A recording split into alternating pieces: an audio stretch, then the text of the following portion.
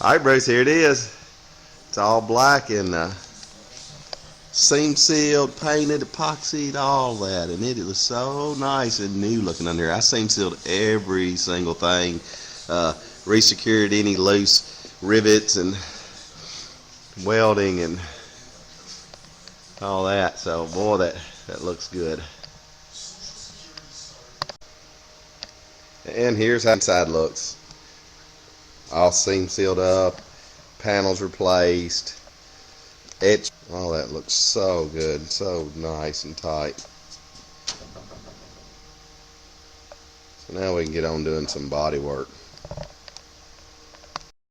Alright, Bruce, now it's time to do some body work. So I've built a jig for the body to sit on, and I've got it secured. I've got it exactly where the doors fit perfectly, and everything lines up exactly where it needs to be. And I do this so I can do my body work. I've got to do body work on this hood because it was so damaged, and I'll be able to transport it to the paint shop and be able to do pretty much everything, all the way down to probably putting the top on it and stuff, hopefully on this jig, because I may have to take this to my interior shop to install this top. Normally I would do it myself, but this is one of the most complex tops to install according to the directions that came with it, and it's just because it was a deluxe model, and all the inner posts were wrapped, and it had interior panels that go under the top, and it has the way it staples on, it nails in the front.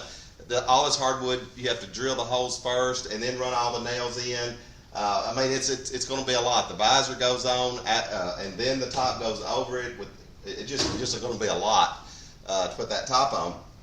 And doing the nails is pretty tough, because like inside here in this door, I've had to re-nail these panels down through here, and that is the hardwood with a ring nail, and it's a small nail, so every hole has to be drilled exactly perfect, and every nail has to be drove in exactly perfect. If one of those nails folds or breaks, you're going to have a tough time getting out of that hardwood, because you've only got one little hole where that nail goes in.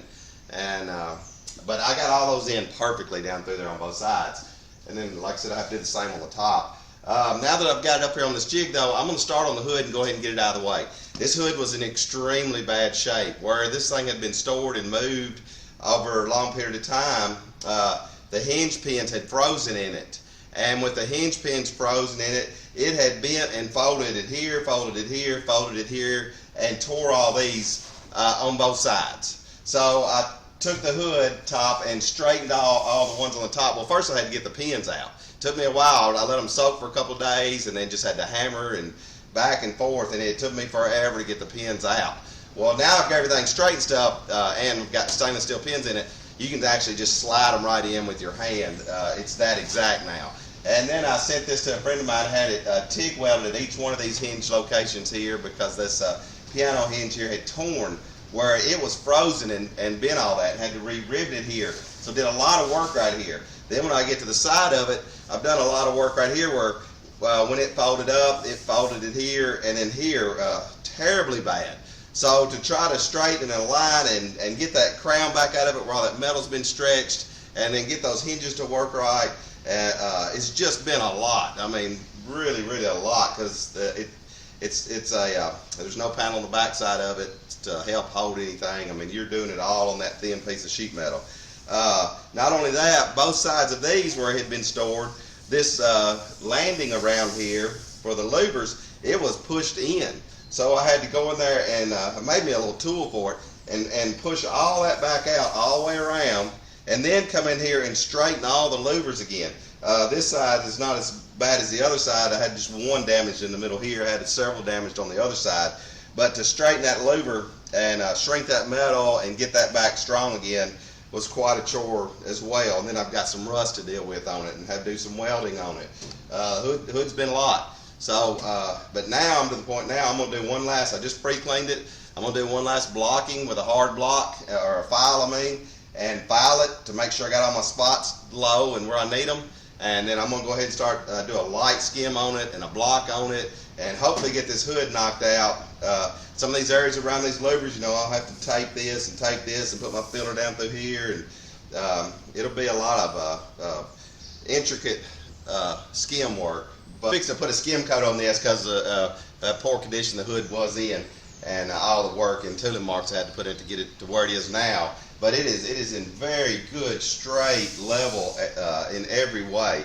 So now I'm going to do the skim coat, and just want to show you I have taken and sanded all this. First I did some dollying, a little more dollying on it, and then I blocked it, and then I did a hand sand of 100 grit all over it. Cleaned it and got it masked off so that I don't get over my rivets. I got rivets here and a piano hinge here, and so I'm just going to skim right off of that, and then I'll do the same here, move this tape line, and do the same on this landing because the work I do here and this landing right here.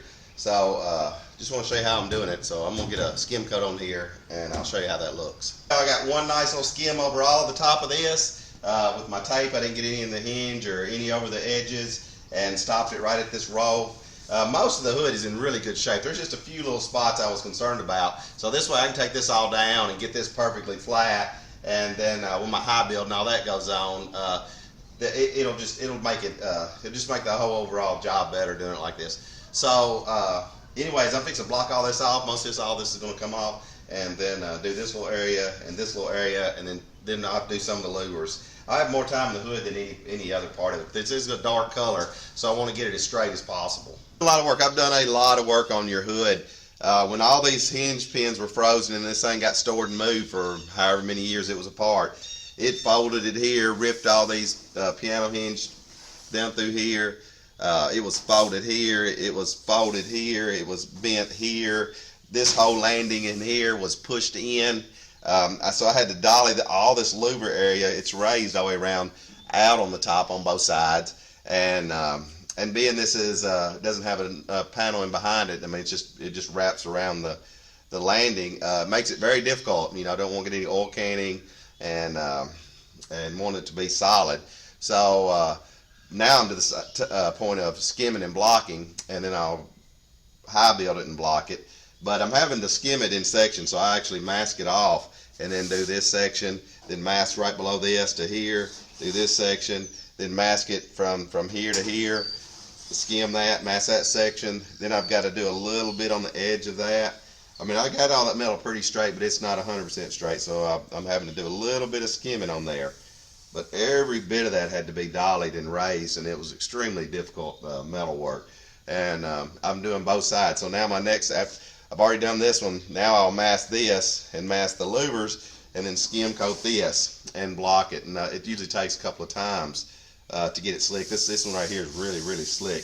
This whole hood had been pulled out also. It made it all this swell out because that hinge is like back up in here a little bit, and this hinge really did some damage when these were folded, extended too far. So I've got the car on a dolly here in the exact position it all needs to be, where the doors fit the pocket, radiators and the support in the front where it needs to be, and even got the felt in there that the hood lays on, and got springs down it where it pulls it down tight. So I'm doing all this work in its natural position it will be on the car. That way, if there's any deflection whatsoever when I pull this off and did the body work, I'd have a problem. But now it's laying exactly how it's going to lay on the car. I'm doing my body work right here. I'll hopefully high build this today, and then be able to block it and see how it looks. So I'm gonna get back to working on these vents here, and then I got to do the louvers. The louvers were damaged too, and the louvers are brutal trying to get those straight. I think I've got them all straightened out, and I'll have to do a little skimming on each one of these louvers. So and get that done, and then a little rust area on the bottom that I've got to skim over, just pitting that was there, and then hopefully prime this. This is the hardest and worst part of this whole car body work is the hood.